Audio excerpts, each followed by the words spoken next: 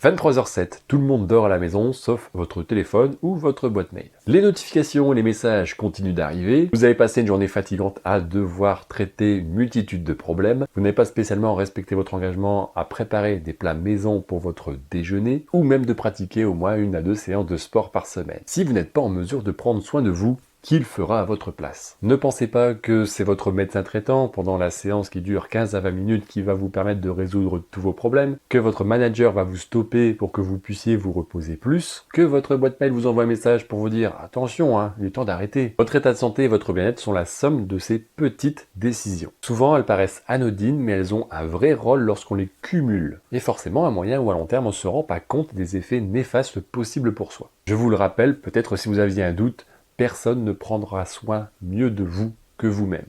Comme tout le monde autour de vous, et moi y compris, vous vivez dans un système qui encourage l'absence de temps mort. Le monde dans lequel vous vivez vous sollicite en continu, notifications, mails, urgences, projets, obligations familiales, etc. Votre cerveau s'épuise, plus il est sollicité, plus il recherchera des échappatoires qui se traduisent par du réconfort immédiat.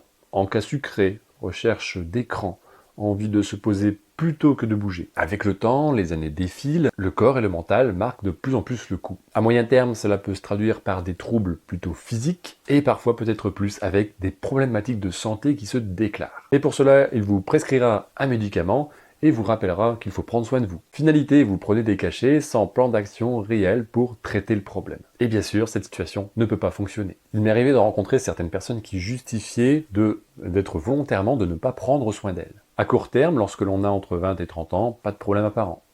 Entre 30 et 40, quelques douleurs apparaissent. Une nuque et des épaules raides, un sommeil plus léger, plus d'irritabilité. Entre 40 et 50, merde, la prise de sang commence à montrer quelque chose qui cloche. Surpoids, marqueur inflammatoire, excès de composés riches en acides gras, en graisse, ou un taux de sucre dans le sang à jeun trop élevé. À moyen terme, vous pourriez ressentir une vie un peu plus brumeuse, une immunité plutôt fragile et un niveau d'énergie qui dépasse rarement le niveau de la mer. À long terme, malheureusement, et ça commence à partir de l'âge de 50 ans, ou dans les alentours de l'âge de 50 ans, des complications de santé peuvent apparaître. Troubles cardiaques, palpitations, diabète, troubles musculo-squelettiques, etc. De nombreux marqueurs peuvent montrer que la machine se dérègle et faire croire que c'est normal, on prend de l'âge et on est moins en forme. Et comme cette situation est plutôt courante dans l'imaginaire commun, que de tomber malade est quelque chose de logique quand on est plus âgé, bien sûr la situation va être prise plus à cœur parce que ça concerne la santé et le bien-être, mais le déclic n'est pas forcément toujours arrivé. Et je vous le rappelle, c'est absolument anormal qu'un corps tombe malade, même à partir de l'âge de 50 ans. Si tout se passe bien, si vous n'êtes pas né avec des problématiques génétiques, par exemple, votre corps n'est pas censé tomber malade. Les troubles apparaissent lorsque les piliers de la santé et du bien-être ne correspondent plus réellement à vos besoins. Il n'y a pas de recette magique applicable pour tout le monde, juste des bonnes habitudes acceptables et acceptées. Est-ce que votre alimentation vous convient aujourd'hui, par exemple? Même sans chercher la perfection, recherchez plutôt le plaisir adapté aux besoins de votre corps. Quand vous n'avez pas de temps, pensez à organiser différemment. Des aliments de base suffisent généralement pour combler la majorité de vos besoins en un minimum de temps de préparation.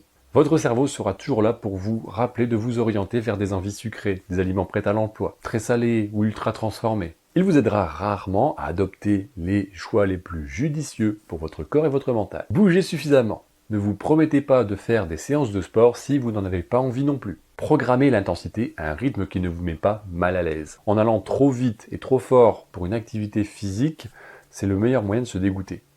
Et donc de tout stopper. Ne pensez pas que seul le sport va résoudre tous vos problèmes, les activités de base suffisent généralement. Profitez de monter des escaliers, marchez un maximum, allez rouler à vélo ou nager, peu importe, faites-vous plaisir. En plus des mouvements de base que vous faites durant la semaine comme les corvées ménagères ou tout ce qui se passe dans la maison, ils auront une utilité supplémentaire pour le bon fonctionnement de votre corps et de votre esprit. Votre santé n'est pas un passe-temps ou un sujet à prendre à la légère. Lorsque tout a l'air de bien se dérouler pour votre santé, vous ne prêtez pas spécialement attention à ce que vous mangez, à la quantité d'activités pratiquées, etc. Généralement, lorsque l'on ne pense pas assez à soi, les premiers tracas vont nous rappeler qu'il y a quelque chose qui cloche. Bien sûr, je suis moi personnellement partisan de la prévention, ça permet d'éloigner un maximum l'apparition des divers troubles et maladies qui peuvent apparaître lorsque l'on prend de l'âge. Votre santé est de votre responsabilité, mais ça ne veut pas dire également que vous êtes responsable de tout. N'attendez pas que quelqu'un s'occupe de votre santé, de votre bien-être à votre place. Si vous pensez que tomber malade à partir d'un certain âge est normal, vous vous trompez. Si vous pensez que la médecine sera là pour résoudre tous vos problèmes de santé,